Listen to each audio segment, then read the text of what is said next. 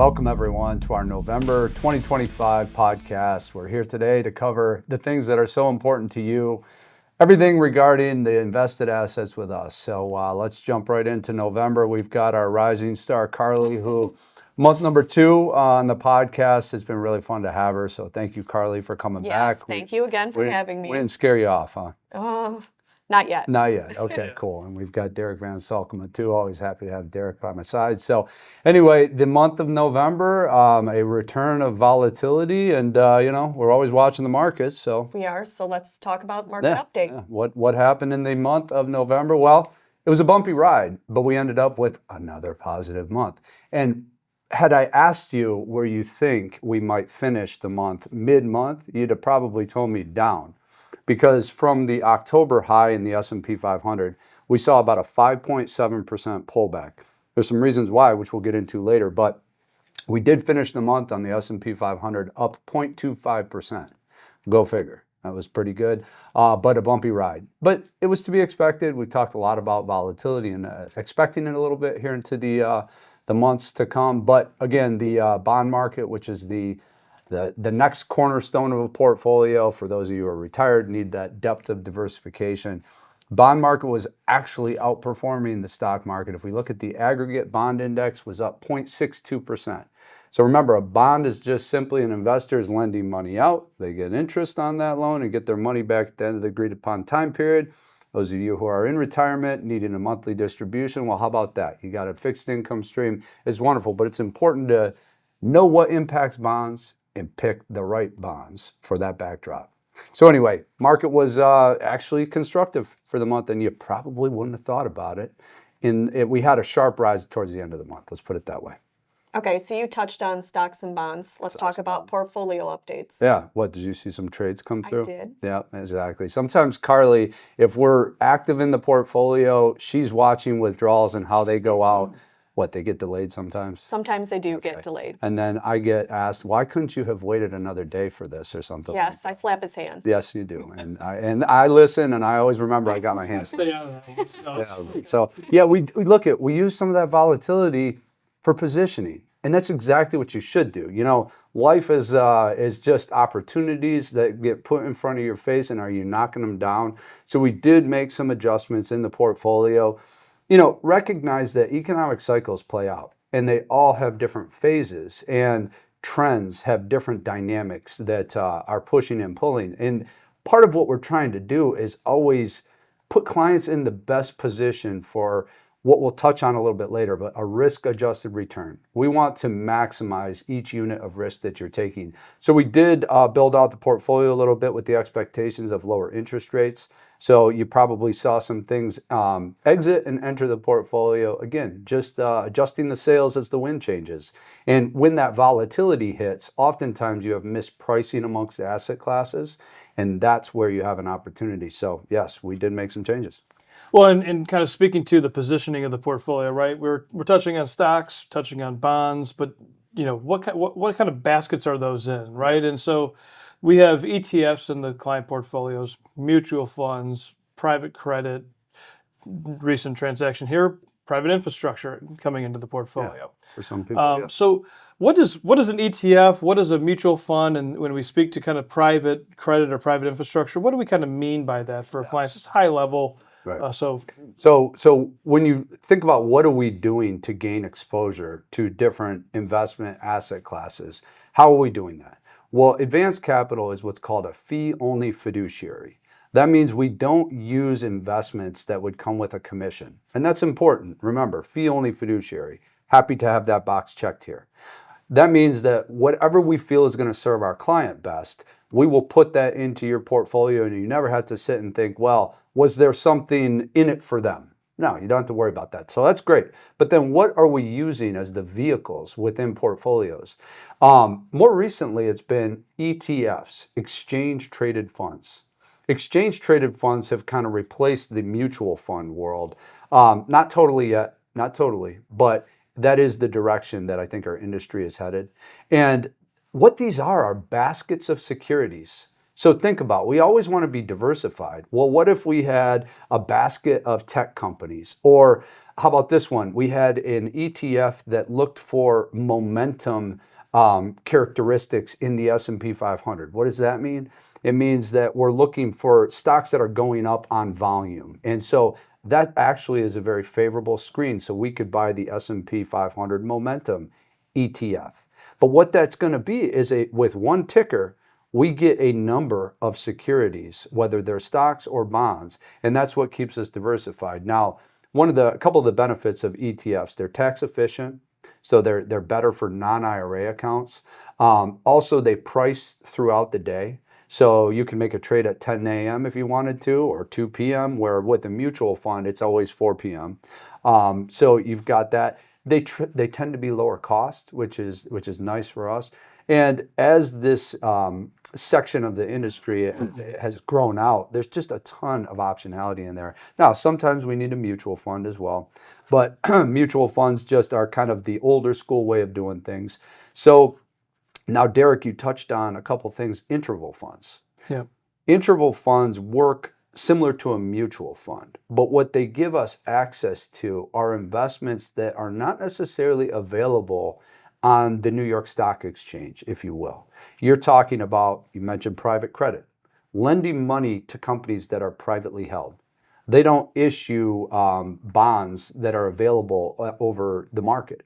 These private credit relationships are struck outside of market environments, and really they're attractive because it puts you as a lender closer to the borrower, and there's not a whole lot of underwriters who are taking a bunch of fees along the way. So that's that adds to the value that it's created in there. And then private equity, that would be us buying companies that are privately held. They are not available on the New York Stock Exchange. What does that look like? Yet again, it's a business deal off market, but through these interval funds that look like mutual funds, we're able to gain access to those asset classes. We could buy precious metals in an ETF format. So I guess the point is we have all of the building blocks that we need to continue to tilt and lean and maneuver a portfolio through any market environment. Well, and speaking to the ETFs, which is the vast majority, right, as we kind of replace some of the mutual funds, where mutual funds are a little bit more actively traded through their portfolio management team, where an ETF is a more passive investment, where you're getting the proactive investment management is with us, right? Well, sure, but you bring up a point.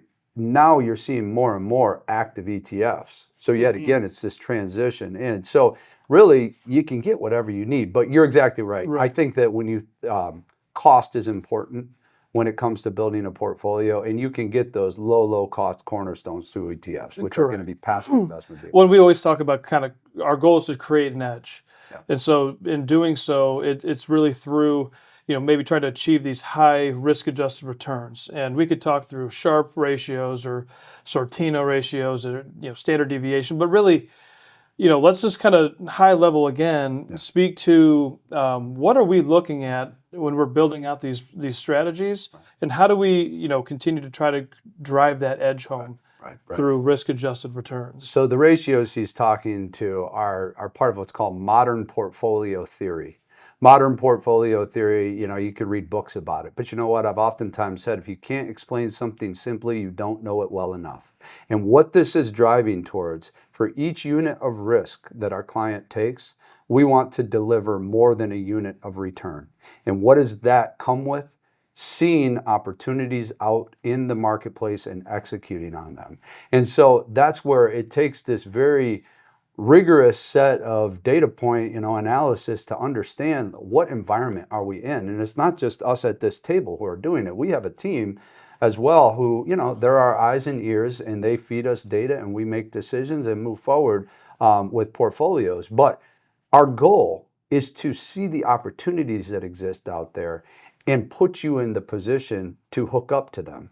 And why is it called an opportunity? Because we could find that risk-adjusted return that should give us that edge over time. So when you see us making shifts in a portfolio, recognize that that's what we're trying to go for. That's what we're trying to do. So maybe something drops in price that really didn't deserve to drop in price, especially with our vision going forward.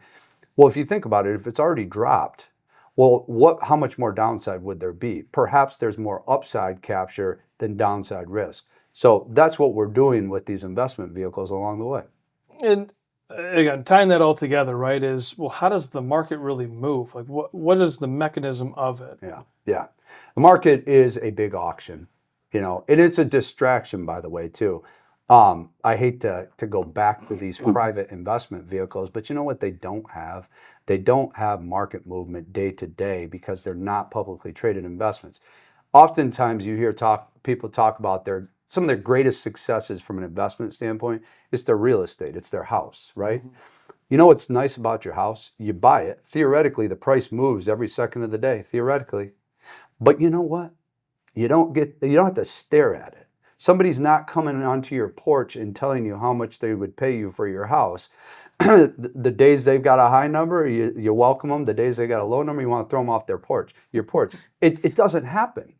So that's in what ends up taking place is you own your home for a long period of time and you're not worried about the vacillation or the fluctuations because you never meant to sell it. You never intended to sell it. And oftentimes that's one of the greatest success stories from an investment standpoint in people's lives. Imagine your stocks that way. When you buy a stock, you own brick and mortar, intellectual property, key personnel work for you. You own an asset. Now, what's the market? It's a big auction place for those assets. It's nonstop every business day, right? We got trading hours and there's volatility, but recognize the market is not efficient. I've, spent a lot of time in textbooks in my life and, a lot of time doing this job. And one thing that I have never heard is a theory on the market being efficient. It's how efficient is it? It's never 100% efficient. Strong, semi-strong, or weak. That's it. It's not 100% efficient. So what does that tell you? The market is subject to emotional swings, things that have no relevance to truly what you own, okay? So just recognize that the market is not what you own. And when you invest in a stock, it's not you step up, spin the wheel, and hope it works out for you. No, we're buying companies because they have real products, real people, real revenue. The market can be a distraction. So it is a big auction. And with that auction, you have a bid and an ask price, right? It's supply and demand, and it's a market driven. But how many people showed up to your auction today? Well, if it's 100 people, okay, I see what the price is. But what if it's 10,000 people? Well, I would probably trust the auction that 10,000 people showed up to versus 100. Well, what if you see an air pocket in the market, a lot of volatility, but only 100 people were really participating?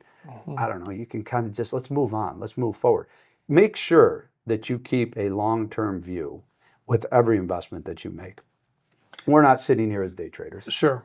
One of the concerns I think that has kind of hit the news cycle here recently is just the AI and just the amount of money that's getting invested in by companies into continuing to develop their AI and infrastructure out, or just what that looks like overall. And I think investors are getting concerned with, is that kind of creating a bubble, or is there an AI bubble happening, Ryan, or is it should we be concerned there? Honestly, I'd tell you, this is a bubble, and we are driving an AI bubble, and that's not a problem, everyone. That's not the issue. Let's see the opportunity in it, but just recognize that bubbles do get created over time. So you have to be on a watch and understand what to look for to navigate through that challenging environment.